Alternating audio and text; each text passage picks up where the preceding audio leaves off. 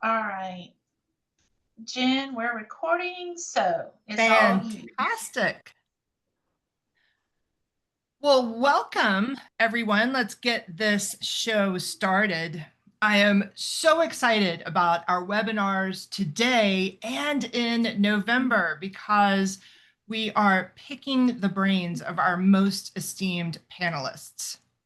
Not a game of stump the panelist, mind you, but we're just trying to see what everyone is doing in terms of being innovative this month. And next month, we're seeing what everyone is doing in terms of overcoming challenges and limitations. So next month is about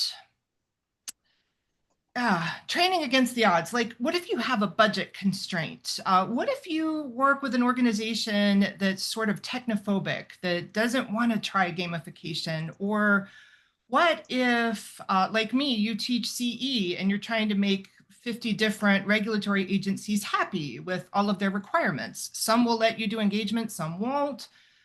So how are we maneuvering these obstacles to try and make things more engaging and to try to get through to more of our students? Because after all, that's the main challenge. That's what we're trying to do. So before we get into today's webinar, I wanted to talk to you just a little bit about sight. I could go on and on about how much I love sight and how much I love my family here, but I will say that is one of the main benefits of membership. We have, just like our panelists, we have an entire group of people that are there at any moment. If you want to reach out and say, can you help me brainstorm this? What have you done when you encountered this? Have you ever had this type of person in your class? We have workshops, webinars. We're working on some very special things in 2026 already. We have our wonderful Emily that sends out our Insight newsletter. By the way, if any of you would like to contribute to said newsletter, we don't judge for spelling, punctuation, or grammar. And as a matter of fact, we help you fix it if that is indeed an issue, because we just need some content and we need your viewpoint and people want to read it. Trust me. So don't be intimidated. Send us some content. You're welcome, Emily. We have our ITP designation, train the trainer, and of course, Friends for Life. And I am incredibly grateful for the friends I've made in this organization. I'll tell you that. Speaking of Train the Trainer, we just finished our fall session and it was really rewarding for me. I'm just a producer, but yet I learn something every time we have one of these sessions. I'm again going to put the call out for instructors. I've done this and facilitators, sorry. There's a difference between an instructor and a facilitator. We talk a lot about that. I'm putting the call out for facilitators. And if you are at all interested in becoming a Train the Trainer facilitator, it will actually broaden your own practice. Trust me on that one. So just let us know. We have a swag store. Patrick, are you wearing your shirt? You are not. Mike? Swag, model it. There it is. It is at the spread shop and the link is on the slide. Also, make sure you subscribe to our YouTube channel so you can watch this again later. Connect with us on LinkedIn. We are also, I think, on Facebook. Are we on Facebook? I don't know. Connect with us. We'll figure it out in real time. So this brings me, and I'm sure you're grateful for it, to today's webinar. We are having an informal panel discussion about the future of training, the practical uses of artificial intelligence for learning and development. This features our own Sandra Colley, Patrick Raitt, Lydia Powell, and Mike Casilny, our esteemed president. I am, instead of giving you their bios, because this week has been crazy and I didn't prepare them, I'm going to have them introduce themselves, starting with Sandra. All right. Thank you for kicking us off. And I don't think anyone's getting tired of you. So, great job introducing all the great things that site has to offer. Good morning or good afternoon, everyone. My name is Sandra Colley. I am currently the Senior Director of Global Sales Enablement. I've spent 15 plus years with insurance carriers, and then in the last 6 years, kind of switched it up, went into the software industry where our top customers are health insurance and brokers. And so it's been really fun to now be selling into the insurance side of the house.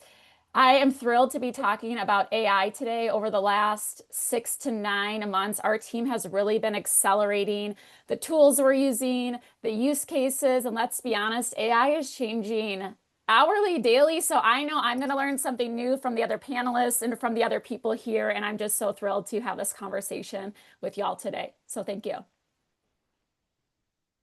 right, next. Thank you, Sandra. Patrick. And I remembered to unmute first. I am the king of not unmuting. I am Patrick Raid. I am the Director of Education for Insurance Journal's Academy of Insurance. I get to teach insurance online all the time, mostly because people don't want me to leave my house, but that's another story altogether. I'm a past president of Site, as is Sandra, and we've been with the site board, and I've been with the site board now since got to be 6, 7 years now, and I am a train the trainer facilitator. I've worked with the team on updating our train the trainer here several years ago, and I am a site aficionado. Love this organization, love these people, and grateful to be here. And hopefully, my AI avatar will take over soon, so that we can. Anyway, I'm enjoying this. Going to have a good conversation today. Thank you all for being here. Thank you, Patrick. Lydia? Hi, everybody. I'm Lydia Powell. I work on the insurance carrier side, P&C.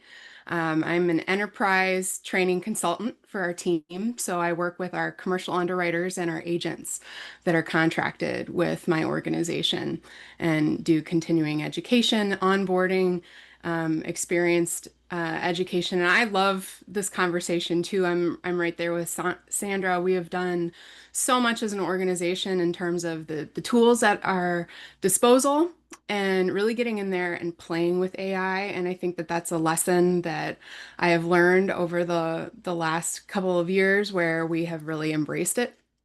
So I'm really excited to talk about some of the really fun ways that you can get started using AI in surprisingly practical ways, like right off the bat.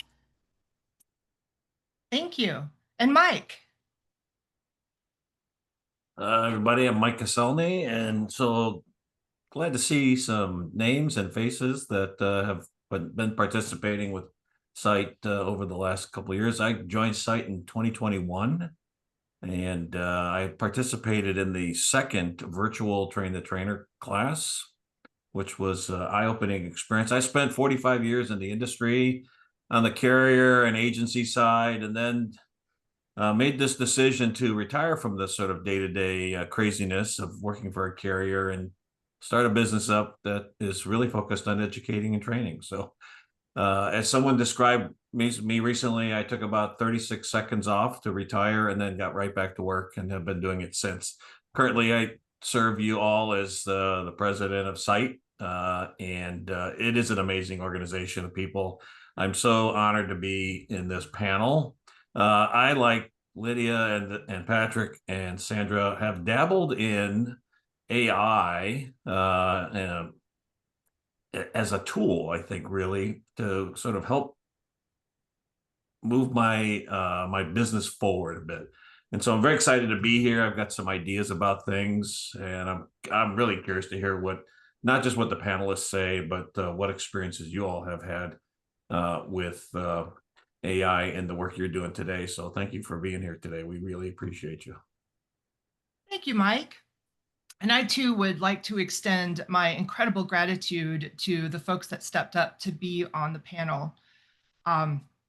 We are going to get started, and what we're going to do with this format, it is a loose, informal format, and I'm going to start with a couple of questions for our panelists. However, I encourage everyone to enter your questions into the chat. And as we start to get chat questions, then we will pepper our panelists with those. So with that, we're going to go in the same order.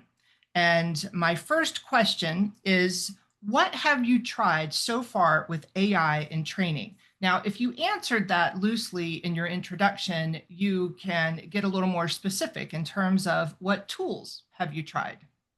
Start with Sandra. Okay. Well, if any of you have a Post-it next to your desk, like I have a billion, I would encourage you. This is what I keep at my desk every day. Hopefully it'll show up. It says, oh, I don't think you can see it. How can AI help me do this?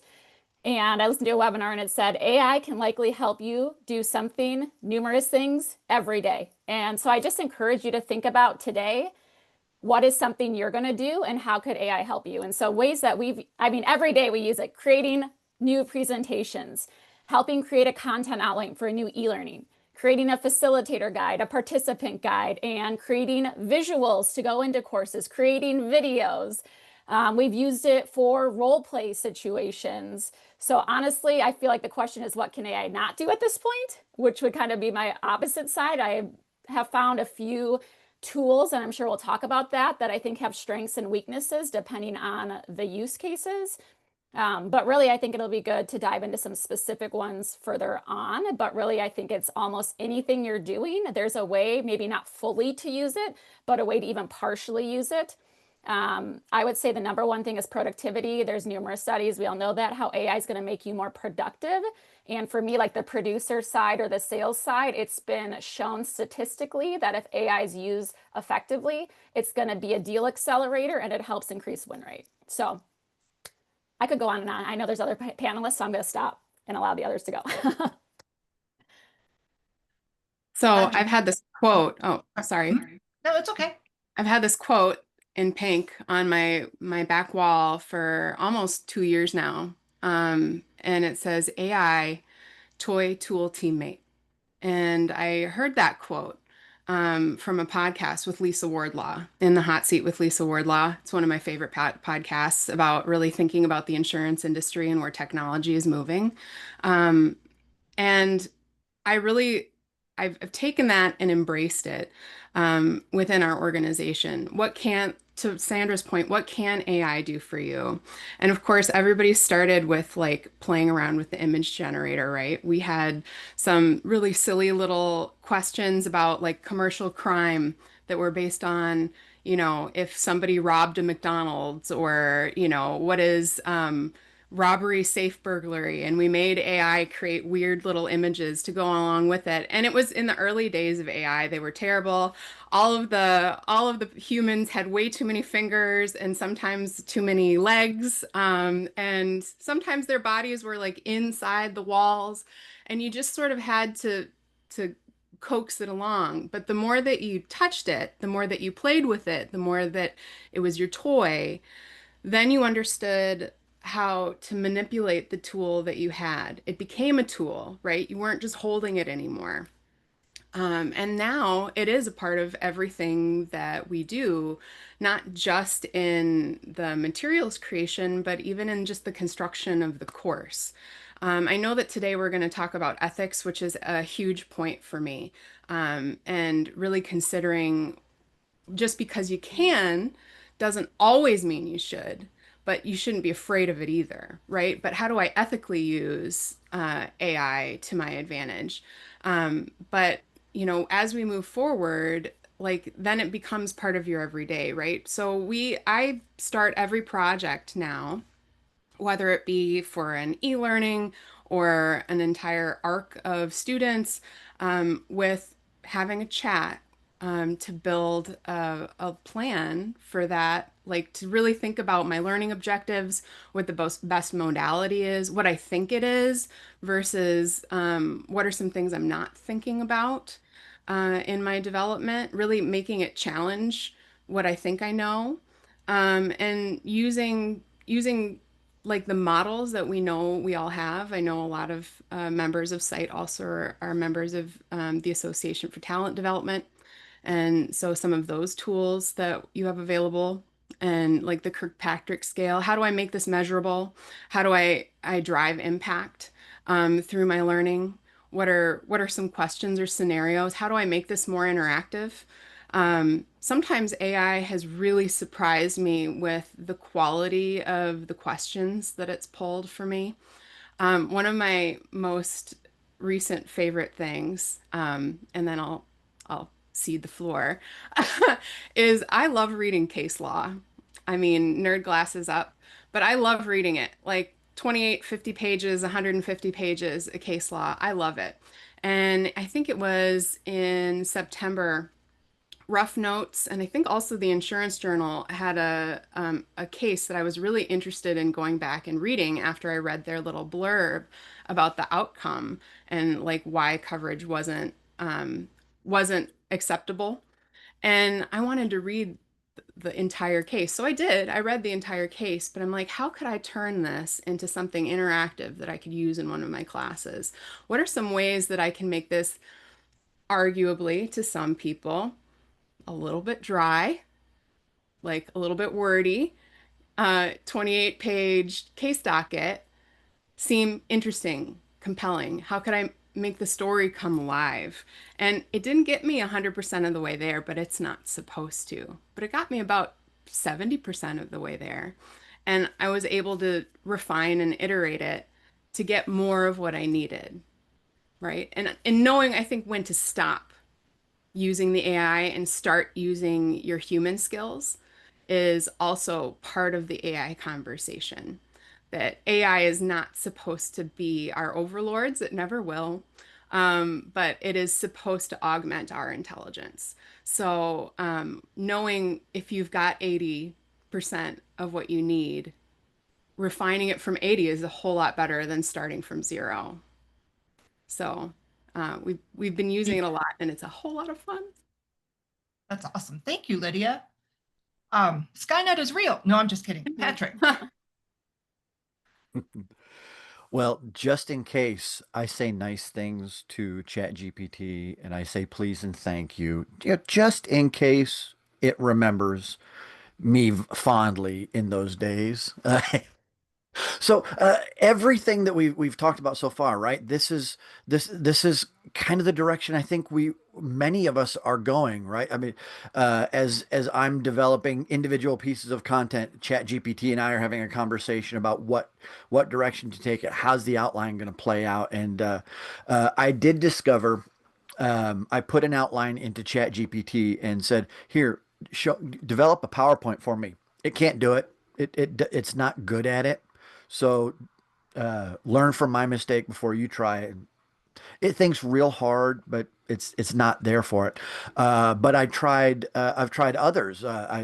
Prezi's got a pretty good AI enabled content generator, a presentation generator, and it takes some tweaks. It takes a little bit of work, especially if you're learning Prezi at the same time you're trying to get it to do things for you. So that's a piece that I'm using. I have been enjoying Suno. Suno at this point is definitely somewhere between toy and tool for me. If you're not familiar with Suno, it's a song generator and it generates catchy little tunes that I just enjoy. And it kind of, it's the fun piece, right? Just kind of making something happen so that I can think about other things. And, um, I'm really interested in diving in a little bit deeper on Notebook, which is a Google product. It'll take a transcript, it'll take your notes and create a two-person podcast where it's kind of having a conversation about what you've created. And so I'm using these things. I'm trying to take these transcripts of classes to create discussion sheets and create items for what I can use later on and repurpose things. So I'm really just basically where we've been, right? And I've seen some of the chat start talk about some of the ethical things, and Sandra talking about self-coaching. I do have a conversation with my chat GPT about how I can do my job better. First off, it tells me you drop these conversations too soon. You got to work these things out a little bit more before. I'm thinking to myself, I just want to get an idea of where I'm going. You want me to get all in with you. I'm busy over here. But you know, it really can be a force multiplier. And in it, if we are the learners we need to be, the chats and the other AI tools that we use will simply aid us in learning and aid us in doing what we do well, because it's just not, there's a whole lot more to it than what we've looked at, and it's more than just there is there a possibility people could I've seen this term unskill because they're getting chat GPT to do things.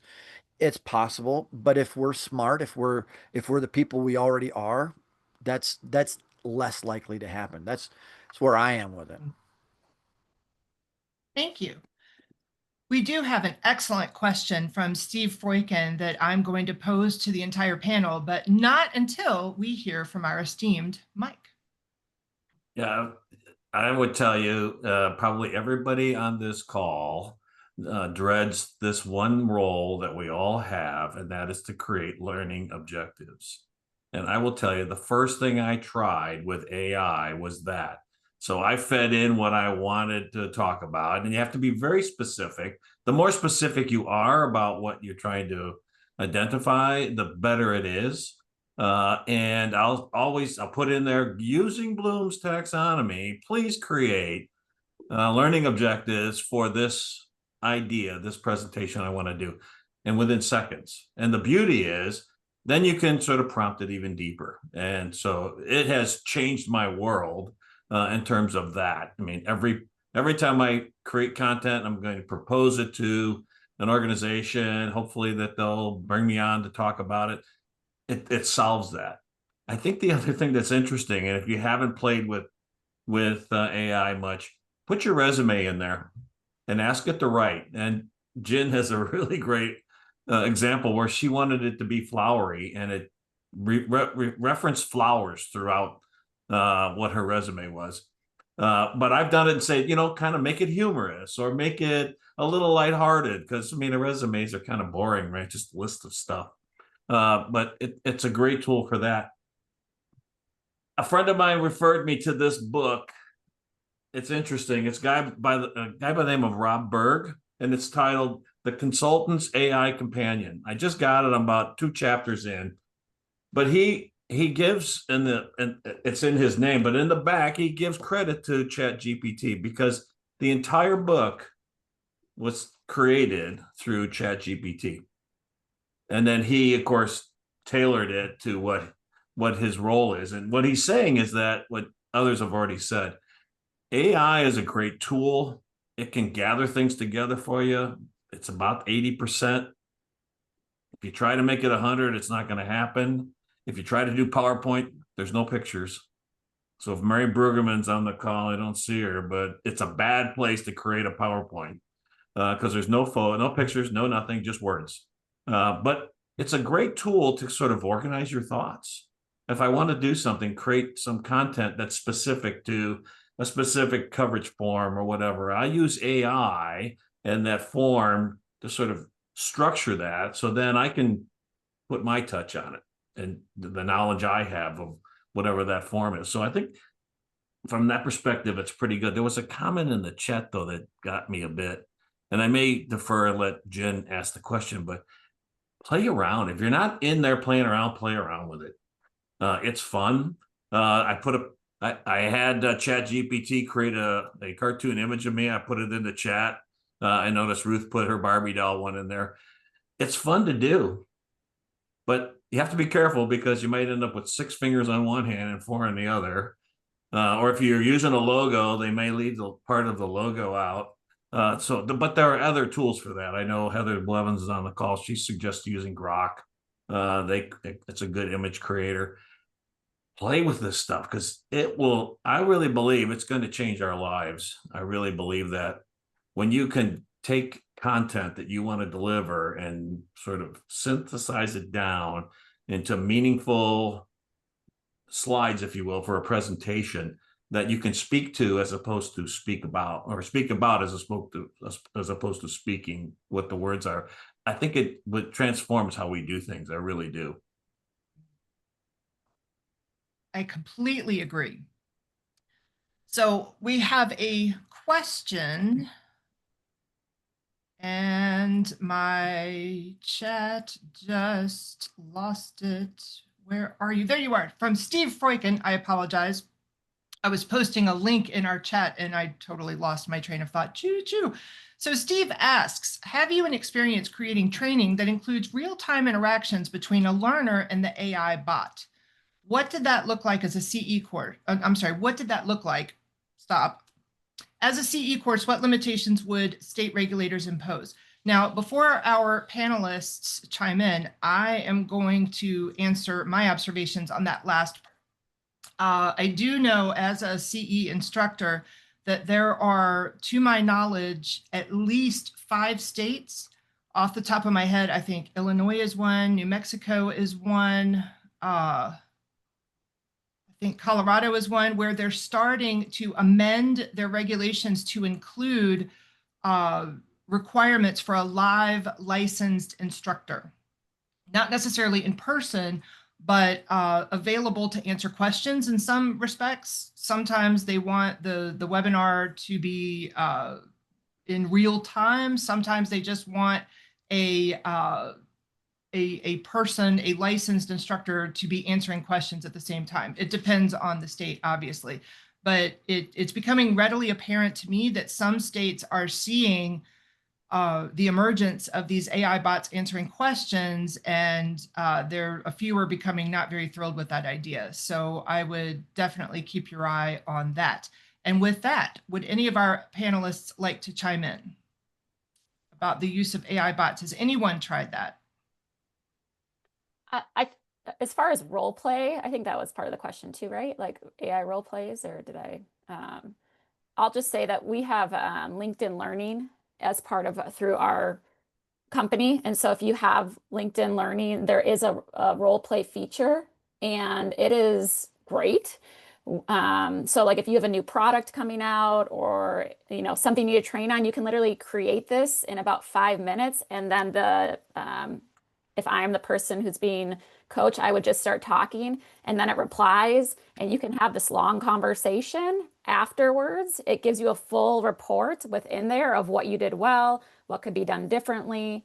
It's not an actual live avatar, it's a voice, but it's been really great. And as far as from like a learning side, it's only taken our team minutes to create these. So if you have access to LinkedIn through your company, that's definitely something I would look into. That's been a great tool. And as far as a bot, we've created our own internal bot. It's not for coaching, but if you think of, I'm sure no one has a billion SharePoint sites or a billion places to find information, right? So we've created kind of an internal enablement bot that they can just ask questions. It'll pull the content directly for them. They don't have to be searching a million sites, and it also will answer the question for them, which has been a huge time saver. And you can imagine amazing for onboarding to get people up to speed. Yeah, we also have an internal resource bot similar to that, Sandra. I think one of the things that we've had to also incorporate into the training that we do, especially working for a company with a lot of it's not as free flowing, right? We have approved tools for AI, and we have tools that are not approved for AI. And so, we are a Microsoft Copilot organization. We integrated that pretty immediately. Only recently have they released the capability of creating agents. But what's interesting is, so we've integrated a lot of prompt training into all of our courses, really, like where we get them into small groups, and we posit the question to try to help them find it within internal resources, and ask them to problem solve in small group using the tools that they have available to them. And that's led to some really interesting discussions. But even if you don't custom build like an internal agent, like in for Copilot or for ChatGPT, the tool itself is also just really strong at a base level at the base version. So I have used with students, coaching live with students, I've asked them to create their own um, party to a conversation, right? Like, so for our underwriters, you're going to be talking to an agent. What's the conversation that is like your biggest fear? Who is the personality type? Like, what is your biggest fear when an agent calls you with a question? Guess what? That agent called you. Describe them to the bot, and the bot's going to act as that person for the rest of this conversation. And ask Copilot to be aggressive or be upset or irrational um, or tell the bot that maybe something could be going on in their personal life. I know it seems weird, but hey, like how many of us get phone calls like in a service industry from people who are frustrated not with us, but because of other things happening in our life and we're a convenient outlet. And it's actually really good at having, without even creating an agent for it, having that type of conversation as long as you give it enough context. And context and framing that out for an AI tool is really the key to getting any sort of useful data out of the situation. Tell it that person's name, tell it like what their background is, how many years they've been in the industry, tell them who you are, tell them what your experience is, what you're concerned about, like, and then start a conversation. And you can have a lot of that without even the custom built tools. It just depends on what you need it for. But try it. I think that's going to be a theme throughout this conversation is no matter what, if you have an idea, see what it can do, right?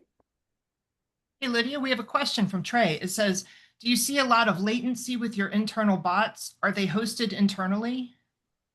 Ours are not hosted internally, so we don't have as much of a latency issue. Like our internal bot that we built is on a GPT Mini 5.0 like framework, and it's really intended to be a resource tool.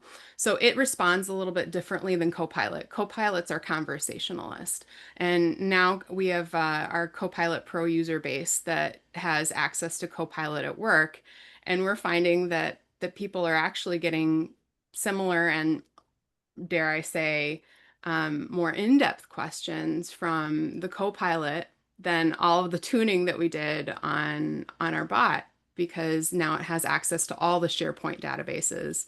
But that needs to still be refined. Like, and organizations are going to keep doing that. So don't get disheartened if you do have latency issues, or if you're not quite getting the right answers now. There are a lot of things that are going on in your organization's IT department, if you work for an organization, that are moving the strings behind that. But don't just stop using it because you get frustrated because the first time you use it, it bombed. You're like, well, that I was a think terrible answer. Well, of I'm course going it is. to stomp on your toes just a little bit because I also want to add kind of a caveat to what you just said, that you have to validate your results. You know, Mm. a lot of us over the years have kind of been inadvertently trained to think that what comes out of your computer is data, or is, you know, you can trust it unless you Googled something and it was sponsored, but, you know, different point.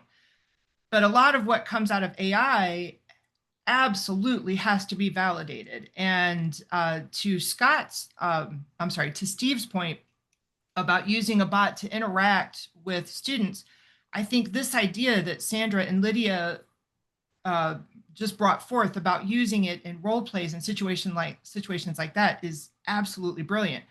With that said, I have noticed that AI doesn't understand insurance all that well. It understands some basics, but it gets the details very wrong. So I wouldn't trust a bot interacting with someone in my class if it came to asking questions about the specifics of insurance. Oh And my goodness. I'm sorry. Oh no, I would just verify, verify, verify. That is the new, one of the new age skills for anyone coming up in the industry at this point in time. Um, we we have had to teach our associates this whole new verify skill set because they'll assume it's correct coming out of the bot, and then they're making underwriting decisions based on what's coming out of the bot, and they're documenting that that's what they did, but they didn't actually look at the sources, and so it just gets you closer to the sources. It hones in on the sources, but it doesn't replace your scrutiny of the sources. Exactly. And Scott, and this is where I want to point out some of the things that have been uploaded into chat if you haven't been following along. Scott uploaded a link to the NAIC AI ethics guidelines.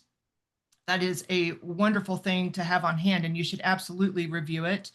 And Trey uploaded his own document.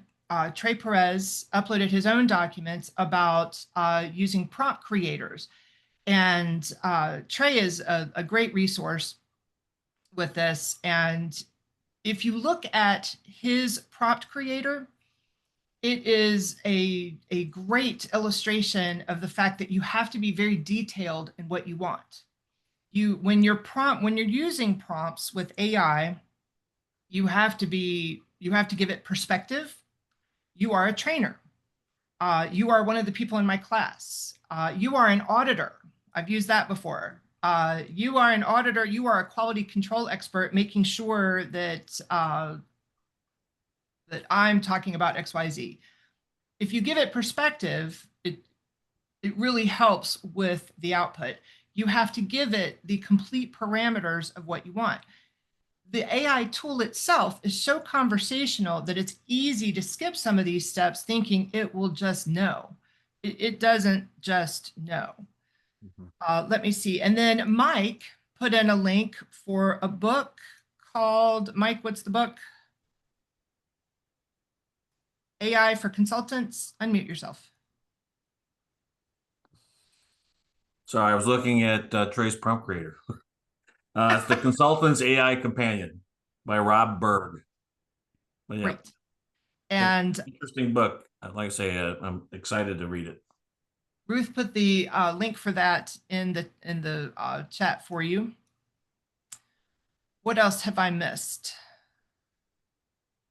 You know, one thing that I think it's useful for, so I just did a presentation recently about sort of creating your personal brand and then how important it is to, once you've done that, as you create content, that it's consistent with both your branding message and your value propositions and that. And I said that one thing you should do is audit that stuff to make sure that, you know, you're within the sort of the parameters, if you will, of what your brand is. But that's it takes time. And I've done that out of some of the things I've created. And a question was posed to me yesterday at this session I was at, have you used AI to do that?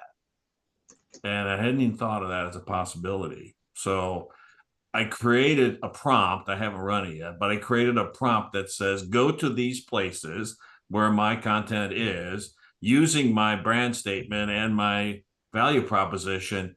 Am I being consistent with everything that I produce? And where have I strayed? And I think there's another piece of this, us as trainers, to think about the same thing with what content we created. So it might be that I take my learning objectives and my course description, and then I create what that is. And then I have AI say, am I still on track or did I drift away? Because we all can go down rabbit holes, right? You want to be consistent. You want to make sure you're delivering the same message. I think AI is another tool that will help you, and it's your information, right? It's sort of the content. So what tool you use, obviously, you want to be careful about. There's another piece of this, and it was just in my brain, and it just escaped. But I use it a lot to take a presentation that I might have done and create an article, if you will, that I post on LinkedIn or someplace, or I create a blog post. I'm venturing into that world that summarizes that enough that it's a teaser to get people to want to participate, reach out and go watch the YouTube or attend a session where that particular topic is. and AI can take that down, maybe an hour or 2 hour presentation, take it down to a really concise article, much better writing skills than I have, but I always put my touch on it, or my own personal sort of views of things. I try to insert them at the same time. I loved the sign you have, Lydia, because I think that's absolutely it. It is a partner in this process for us. That's how I really think about it. It has access to so much information. And I think about even before the internet, and I'm dating myself, there's a few of us on this call that are a little older where, I mean, when we wrote papers in college, you had to go to the library, you had to go to periodicals, find a magazine. Hopefully it was still there. Somebody didn't take it home. And today we have all this information at our fingertips, and some is real and some is not real. And we have to sort of sift through all of that. And that's the value that we bring, right? Is the fact that we are in many respects experts in those areas. So we know the hallucinations from the realities, right? The real realities of thing, and do that and make it our own still, which I think is an important part of it. Thank you, Mike. We have a comment from Zarin as well. Zarin says, I've used Copilot to analyze several large policy docs and found it extremely accurate. But when I asked it about coinsurance with no attached document and specified that I want a property insurance definition, it always gives me the health insurance definition. I've been there, Zarin, and also try telling an IT professional that knows nothing about insurance that that's wrong too, and they'll lose their mind. Try telling an IT professional that anything they do is wrong. Right. They're like, no, that's a prompting issue. I'm like, no, this is you guys. This is you. Right. Yeah. I will say one thing that I've done to try to, I know we talked about like hallucinations or incorrect information. If I'm trying to create something, I'll say, please provide the site or source link for everything you're pulling from, because then I know, where is this coming from? Is it accurate? Is it real? Is it current?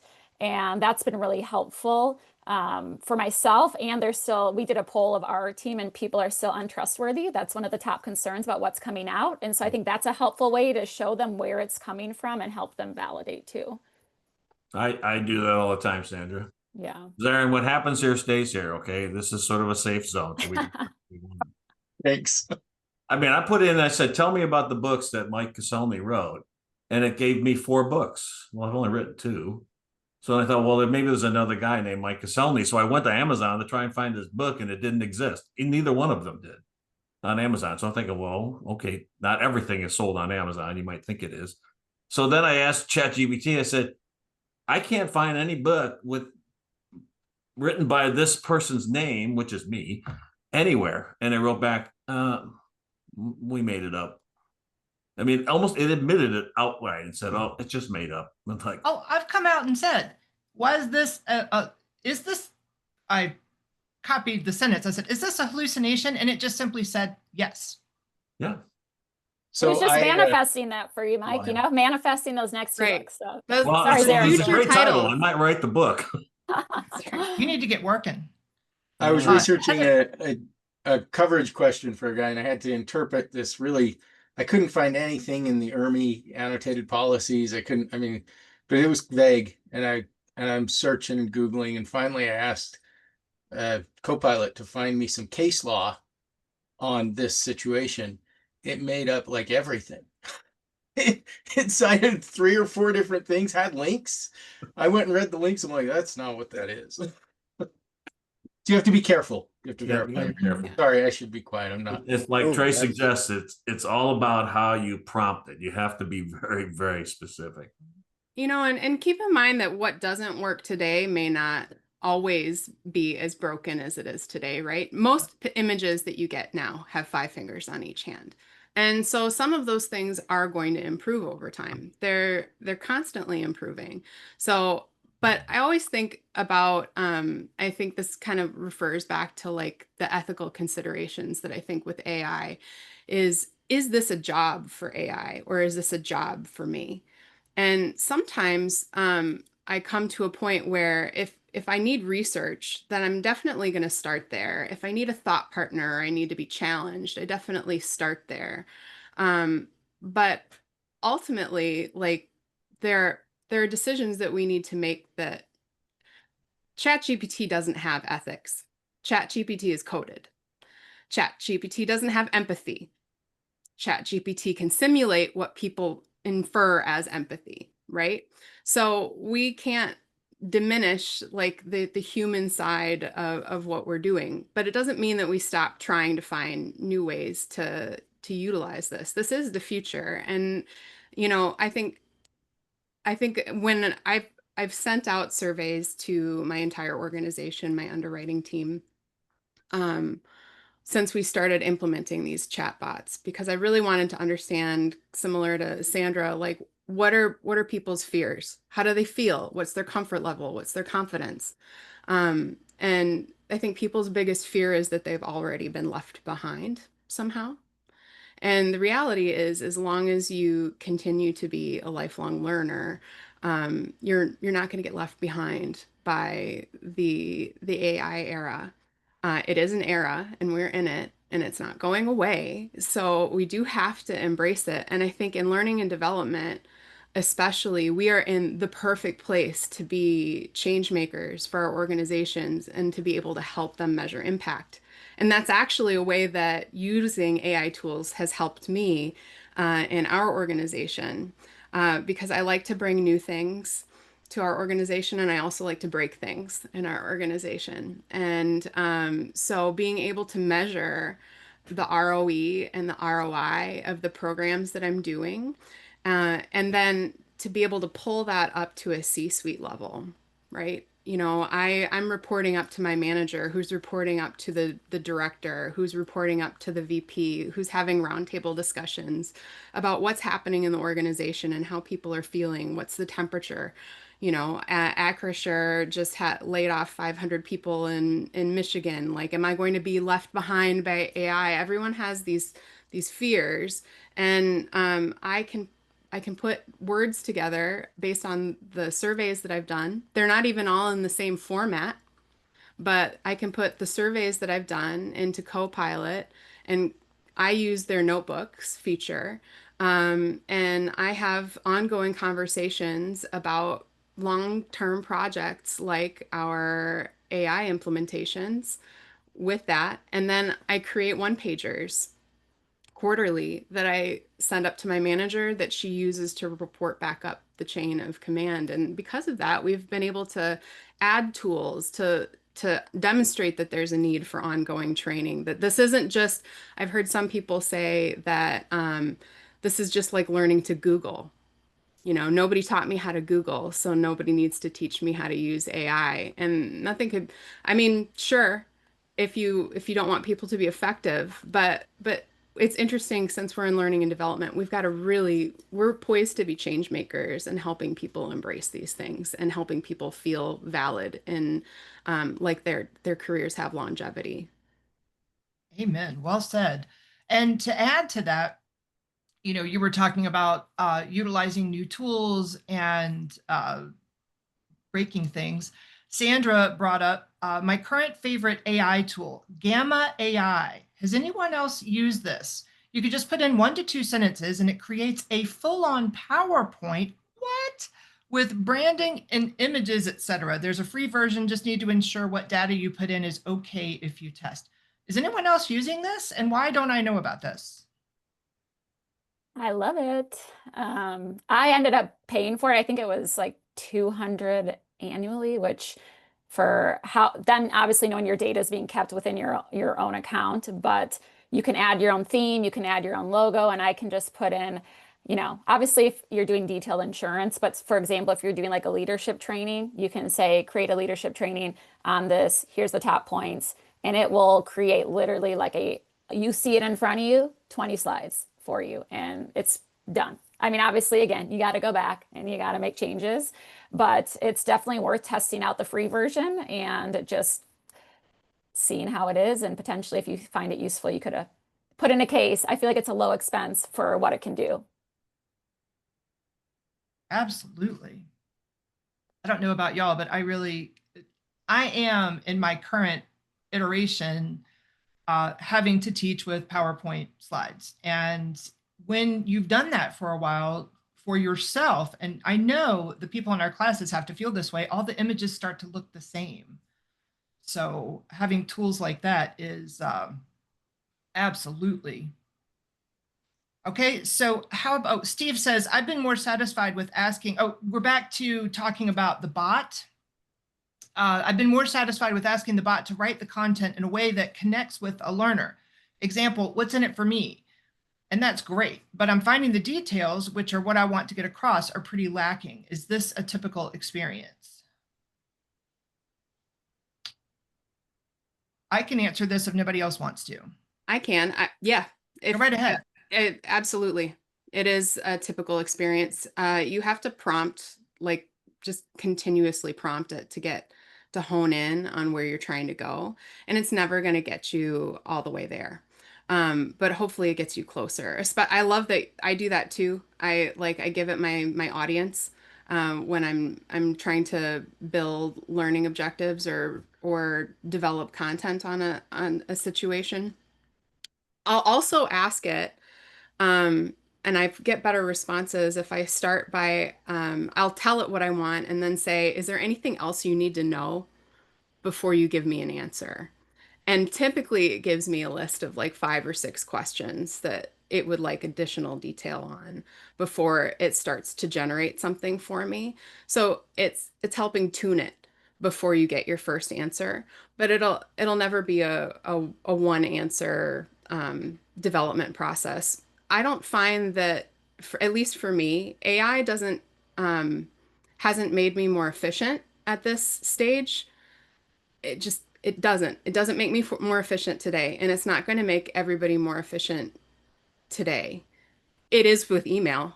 God bless the email copilot feature, but it's in terms of developing content, it's going to probably take similar time, maybe a little time savings, but the quality of your content, how focused you are, the learning objectives, is it measurable? All of those things that were always really challenging or overwhelming to do in a course, you can do more thoughtfully when you use AI because it will help you not to miss it. Yeah, and I can add on to what Lydia is saying. I've just found the prompts are great. And if you don't know how to, someone on my team introduced me to a tool, and I'll put in the chat. It's called Prompt Cowboy. And it's free. Its slogan is turning lazy prompts into great ones. And so to your point, Steve, you could put in, I want to create an outline that's engaging to learners and also detailed. It will take that and it puts it into a specific prompting model that's extremely detailed, like, hey, I'm an expert in creating learning development. This is going to this audience, and it's amazing. So I use that all the time if I'm trying to improve my prompt and I'm lazy and I want it to do it for me. And again, that's another great free tool that is available to us. And to add to that, Zarin put in chat, it says, I've seen my best results by preloading what I expect of it. I use the ROSES method. I love an acronym to set up its persona. ROSES is role, objective, style, expertise, level, and setting. After that, I give it my prompt and tell it what I want it to do. Oh, and Ruth put the link for Prompt Cowboy in the chat for you. And Ruth also put in an example of one of the charts that she produced using Napkin AI. Are there any other tools that you guys are using? This is great. We use So tools. yeah, there's so many tools. There are 2 sets of tools. There's the tools that I use when I have my organization's data in mind, and then there are the tools that I play with in my personal life, and the 2 do not intersperse. So I'm always open to like trying any AI tool in my personal life, but when it comes to my organization's data, the tools that I use on a daily basis are the big ones, the Copilot, sometimes Chat GPT, and then our approved bot tools internally. I love Notebook LM. It is super fun. In addition to notes, you can also pull in additional website references too, and it'll put that in. If you want to have some fun, you can also give it your LinkedIn profile, and you'll have a two-person podcast telling you all about yourself on LinkedIn. It's pretty hilarious. So if you have 15 minutes to listen to it, it's pretty cute. But get in there. I just get in there and try it. What about Patrick, Mike, Sandra? This stuff just makes my head spin some days. There's just so much stuff out there. I mean, I've been pulling up all of these from the chat to do exactly what you said, Lydia, just to try. And Trey brought up, Trey said Claude has gotten a lot better over the last couple of years. It really excels at artifact creation and vibe coding. Does anyone else use Claude? I haven't tried it. All right, tell me, what's vibe coding? Trey, you might have to unmute, my friend. So vibe coding is basically you have an idea about what you want to do, but maybe you don't have a background in coding, so you let the AI do it for you. But you just, you've got to be real explicit in what it is that you're looking for. That's what I've been using to create chatbots, is letting Claude do the heavy lifting for me. So that's vibe coding. What are you using the chatbots for? No, I'm not letting you go. Nothing in production as of yet. I'd mentioned my latency issues before. I think the way to go would probably be offloading that to some kind of service provider that's got ample GPU time that you can use, but on our internal servers, we don't really have that so much. In IT, I mean, AI is basically a curse word still. So it goes. Maybe in the next 5 years or whatever. But yeah, vibe coding basically is just letting it do it, telling it what you want, and leading it through the hoops. Say it doesn't work the first time, you're like, I got this error code. You give that back to the AI, and it's like, oh yeah, we'll do this, and it'll fix it. So it's an iterative process, but I've gotten pretty good results from using it. And it kind of helps teach you to code a bit too, at the end of the day, because you've got no choice but to look through everything that's happening, find errors, and troubleshoot it. So, yeah. Fantastic. Thank you. And Sandy Masters, I'm sorry. Jen, Scott's got his hand up and we are at the 3-minute warning. Great. I was going to say Sandy Masters put in a link super quick to give you an example of vibe coding. And Scott, what you got, hon? Okay, so one of the things that Trey was talking about, a lot of this chatbot work, we're trying to develop a system where we can have a chatbot or interact with a chatbot where you're asking it specific questions on where to find information in a policy, where it goes through and mines the policy language and comes back with a reasonable response.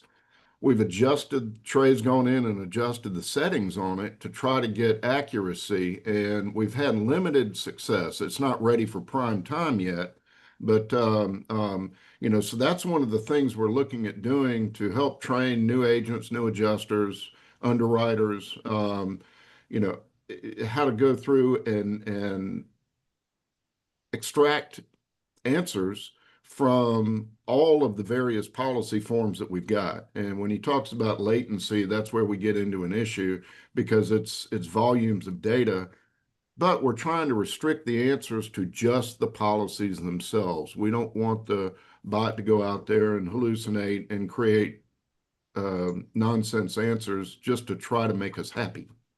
So, yep. And to that end, we've been making chatbots that are offline. So anything that it's going to be answering from is data that we've provided to it. It doesn't have internet access. It's inside the company firewall, which these are all things that we've got to do, because, we can tell it to go find things from the policy, but the underwriting guidelines are kind of what makes it make sense when you piece the parts together. and those are considered company secrets, and we can't give that to OpenAI or any of the other Correct. yeah. So that's we're working on it. We're not there yet, but we're also not IT. We're just figuring it out. So Well, I'm excited to see what happens. And speaking of which, we're out of time. I could start another question because we've got, no, we don't. We don't even have a minute. So with that, this meeting has been recorded. And with that, we will get a transcript of the chat. So Zarin put in there that he was going to feed it into AI and see about putting together a list. And if that works, and if he shares it with me, that's great. Otherwise, I'll do it manually. I don't care. But I will try and get everybody a list of these amazing tools. With that, I want to thank our wonderful panelists. I know that it was kind of a back and forth with everyone, and I think that is the magic. I hope everyone has a wonderful day. Take good care of yourselves, and we'll see you next month. Bye now. Thank you guys. Thank Bye, you. everybody. Bye. Thank you. Goodbye.